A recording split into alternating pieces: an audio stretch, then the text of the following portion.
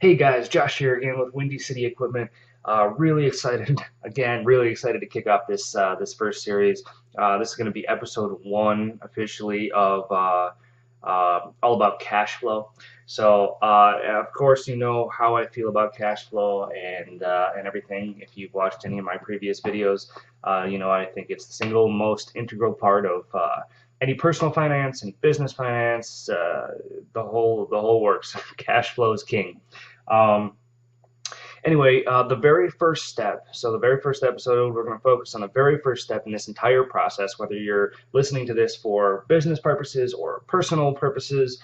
The very first thing you want to do is project or forecast your cash flow. Okay, this is a very simple process, and a lot of accounting software out there, QuickBooks, Peachtree, they'll all have cash flow analysis built into them. So it's a single click of a button and it'll run a report and tell you where you're going to be in a certain amount of time. But you can do it for your personal finances as well. Basically, it's just like a P&L, a profit and loss, but instead of focusing on your numbers that have already passed, you're focusing on the numbers that haven't yet come. So especially in the service industry where you extend net 30 terms, cash flow, knowing where your cash flow is going, where it's at, where it's going to be, is of the utmost importance. So basically, all you do is you look at your invoices, you project your income for a certain period of time, 15 days, 30 days, 60 days, 90 days, whatever it may be. You pick a time frame.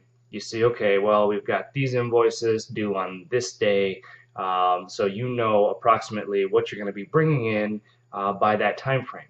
All right, and then you do the same thing for your expenses. So, you know, of course, a lot of those invoices you probably used parts or products that you had to pay for. Maybe your vendors extend you net 15 days or net 30 days. So you know when those bills are due. So you go down the line and again you project where your expenses are going to be at in that same time frame. Then obviously you take your income and then you subtract your expenses, and technically speaking in that time frame that is what you're supposed to have, what your cash flow is supposed to be. So, of course, it's not always that simple, especially when you start growing, you get into bigger business. There's a lot more variables involved, you know, with maybe you're not going to get paid for this invoice. Maybe, you know, you're going to pay this invoice that you owe your vendors faster for whatever reason or slower for whatever reason. So, you know, it changes. What I basically explained to you was a very simplified version of it. But again, that's where we have to start. You can't know where you have to be if you don't know where you are. And you know, so the foresight to be able to see where you're going to be after a certain period of time lets you become more prepared for it, and more importantly, make it even better. And that's what this whole series is going to be about.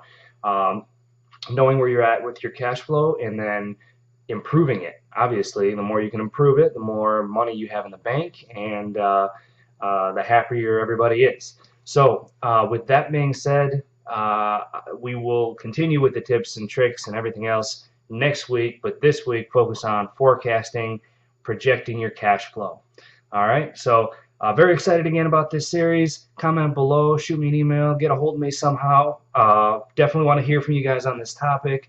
Give me a thumbs up if you like what I'm doing here, and we'll catch you next week. All right, thanks for watching.